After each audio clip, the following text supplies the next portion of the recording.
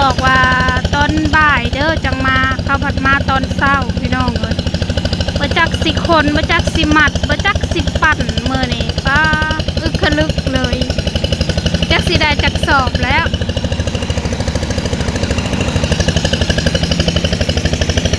ถ้ากะแก่ขึ้นมาได้รถหนึ่งพี่น้องเลยยังสิได้ลงไปเอาอีกอยู่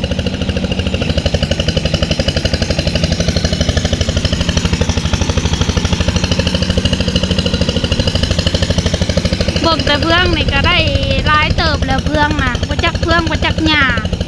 บัดเข่าบัดบ่จักเข่ารีบบ่จักเข่าอันน่ะเข่าเบ่ง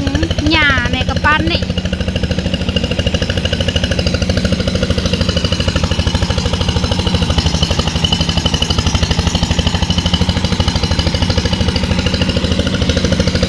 สงสัยแก่แล้วก็เพิ่นสิให้ไปเลี้ยงงัวบ่จัก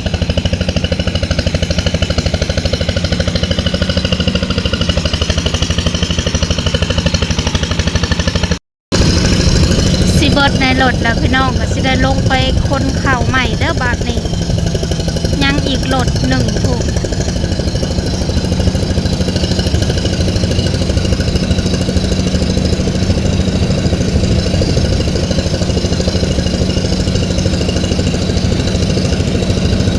เข้าหากะเกาะแล้วเมื่อวานนี้ยังบ่ได้จักแดดซ้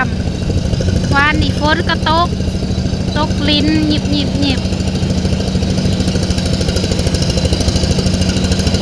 ยังบ่แห้งนะ คิดว่าสิมาตอนบ่ายมาตอนเช้าเลยพี่น้อง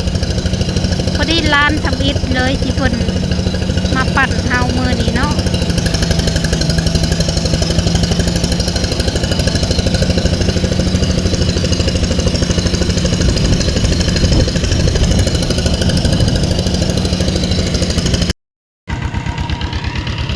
ตอนนี้ก็รอบที่สองขึ้นไปเด้อพี่น้องเบิ่งในรถก็ได้คิวกุ้ม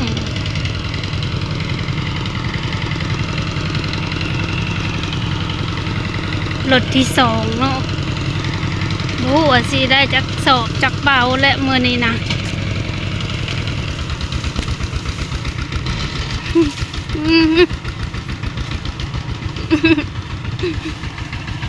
คิวรถก็พอแล้วมันนักแก่นักดำปื้อพี่น้องเลยปึ๊บ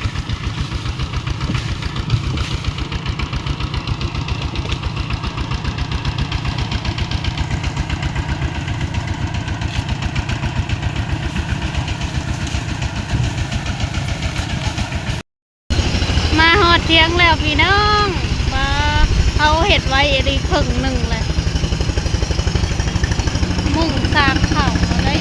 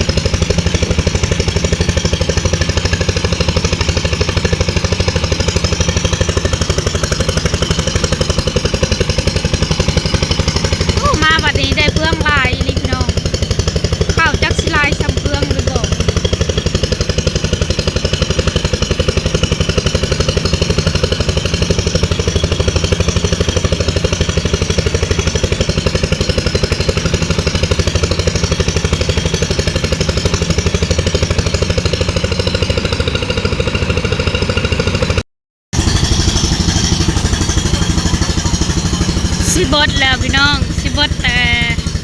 ตารางเที่ยงแล้ววัน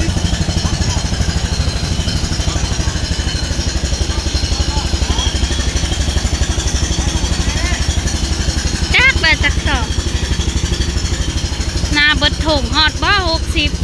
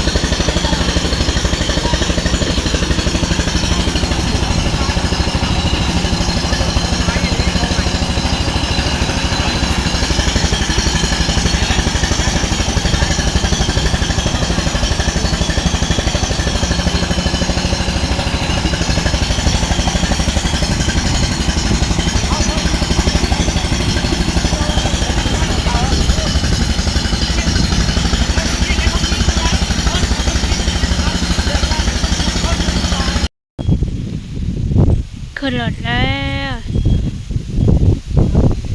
เราจะชอบแล้วหน้าทิ้งอยู่ถึงจับต้มโค้ง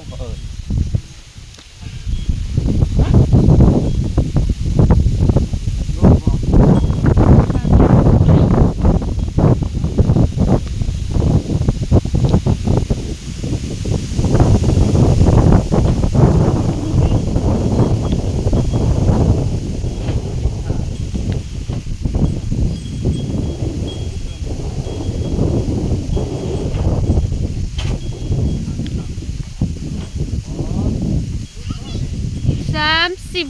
37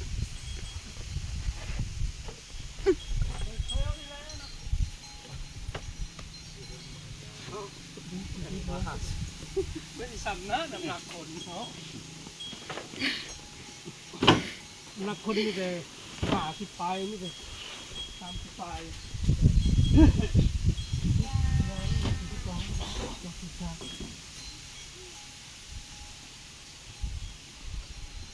เต็มแล้วเข้าอยู่หน้าก็มากอยู่บ่ถึงวงใหญ่อยู่บ่เป็นข้าวหวานเนาะ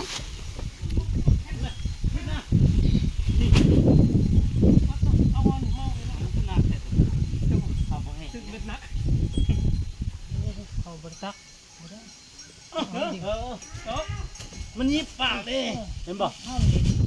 ยิบนะยิบตัวนี้ยังแล้ว นี่พี่น้อง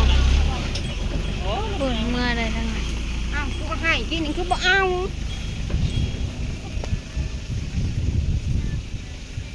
บ่แม่ได้เท่าไรเกาะ77บ่77แม่นะ77เด้อพี่น้อง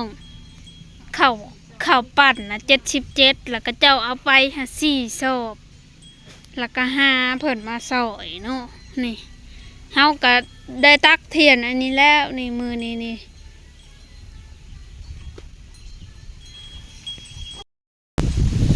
ข้าวปั่นนะได้77พี่น้องเอ้ยส่วนเทียนนี่ก็มันก็สิฮอดอยู่ประมาณ80นี่แหละ80ปลายประมาณนี้แหละพี่น้องเพิ่นเอาเมื่อก็ฮอดบ่40 ศอกในนี่อีกก็จักยังเท่าใดเฮาก็พยายามสิเทียนให้มันแล้วเพราะว่าไผก็ค่าเวียกค่างานหั้นนะพี่น้องเอ้ย